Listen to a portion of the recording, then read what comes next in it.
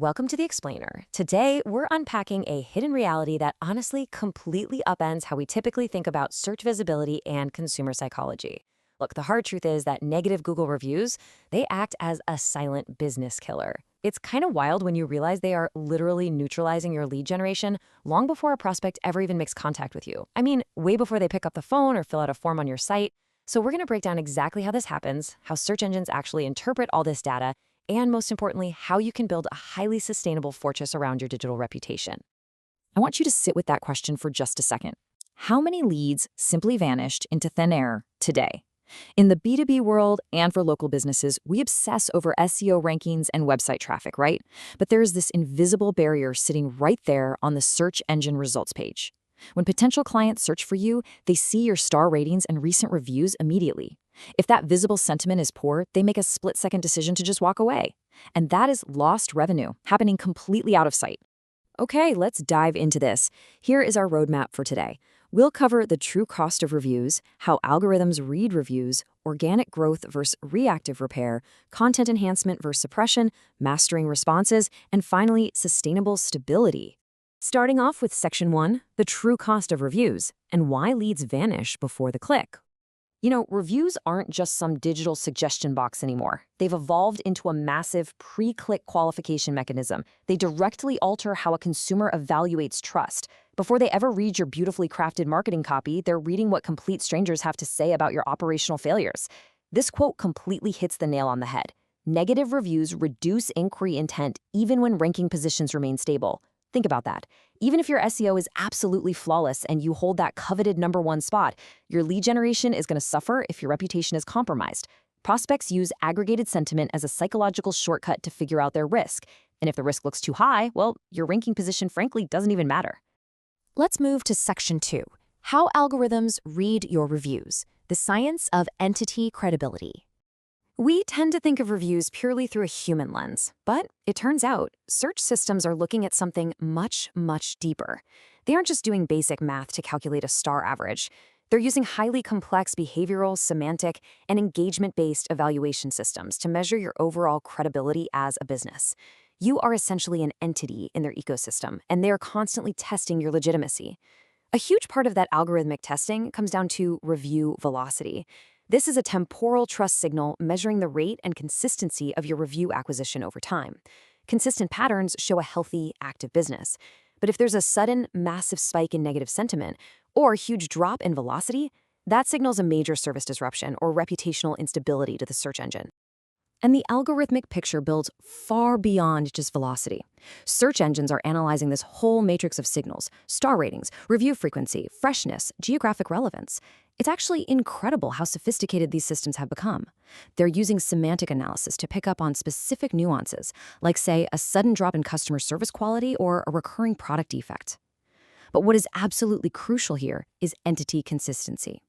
Search engines cross-reference all these review patterns with third-party citations and your local business data. Contradictory patterns will completely destroy your trust stability. If your website claims you're the premium 5-star choice, but public sentiment consistently says otherwise, the algorithm takes note and it will adjust your visibility accordingly. This brings us to Section 3, organic growth versus reactive repair, two paths of reputation management. Now, what's really interesting about this slide is the choice it presents. Every single business facing these algorithmic pressures has to decide how they're going to handle their reputation. We're at a crossroads. Do you wait for the fire, or do you fireproof the house? On one side, we have organic reputation growth. This is the fireproofing. It's proactive, relying on continuous review acquisition and consistent engagement, which builds sustainable trust equity over time. Search ecosystems absolutely love this because it produces stable, predictable patterns. On the flip side, we have reactive reputation repair. This happens after the damage is already visible. It's pure crisis control, and frankly, it carries massive risk exposure. If you wait to react, those negative sentiment clusters can spread like wildfire and completely dominate your search environment before your corrective mechanisms even have a chance to kick in. Next up is Section 4. Content enhancement versus content suppression. Building versus hiding. So let's get into the actual tactics professionals use to manage what shows up on a search results page. You're basically choosing between building a sturdy foundation or playing a game of whack-a-mole. Content enhancement is all about strengthening your positive, authoritative digital assets. You're actively publishing FAQs, optimizing local content, and generating positive reviews to diversify sentiment. It is highly sustainable and aligns beautifully with organic ranking systems. Conversely, content suppression involves trying to displace negative assets or pushing for legal removals. Now, suppression is for sure a valid tool if you're dealing with inaccurate information or a coordinated attack. But here's the warning. Excessive suppression activity, without building positive trust signals underneath it, creates an inconsistent credibility pattern.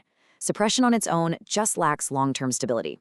Moving to Section 5, Mastering Review Response Strategies, Turning Feedback into Trust Signals. So how do we actively build those positive trust signals? Because remember, your response behavior isn't just customer service. It's a publicly indexed trust signal evaluated by algorithms and future buyers. And this brilliantly illustrates how the most resilient businesses actually do it. First, they define strict response timelines to maintain visible, continuous engagement. Second, they address operational concerns using specific corrective language. Actually, scratch that, it's more like they fix the issue out loud. They never just drop a generic "we're sorry." Third, they keep it structured. They separate emotional language from factual clarification. And fourth, they rigorously monitor recurring themes. Highly defensive responses? No way. They only amplify the risk. A resolution-oriented framework prevents public trust erosion and proves your transparency to anyone watching. Which leads us perfectly into Section 6, Building Sustainable Reputation Stability, Long-Term Resilience and Monitoring. Look, the ultimate goal here isn't just to survive one bad review. It's to systemize this entire approach into your standard business operations so you become practically immune to sentiment volatility. The absolute bedrock of that stability is review monitoring. It's an ongoing process that tracks sentiment distribution and emerging complaint patterns across search ecosystems. You have to identify perception shifts before they become major algorithmic problems. Search engines respond so much more favorably to active, ongoing maintenance than they do to delayed, panicked crisis intervention. Early detection keeps you in control. So the crucial point is right here when we compare these strategies. Short-term strategies like rapid responses and temporary suppression, they're really just band-aids. Sure, they reduce immediate visibility damage. But long-term strategies like continuous acquisition and radical transparency build actual concrete resilience. Over time, search engines heavily reward long-term operational credibility with much stronger search ranking influence. You literally cannot hack trust. You simply have to operate a trustworthy entity. When you put all this together and do it right, your reputation profile transforms entirely. The vast majority of your digital footprint becomes this robust mix of positive sentiment, diversification, and structured, neutral responses. And what happens? Those isolated negative reviews become nothing more than a tiny, insignificant footnote. If you have strong review diversity and you're actively integrating operational improvements, an isolated bad review isn't fatal. It just blends into a broader, highly credible search environment that your prospects will instantly trust. If you're ready to step away from reactive panic and start building the sustainable trust equity we've been uncovering today, you need the right systems in place.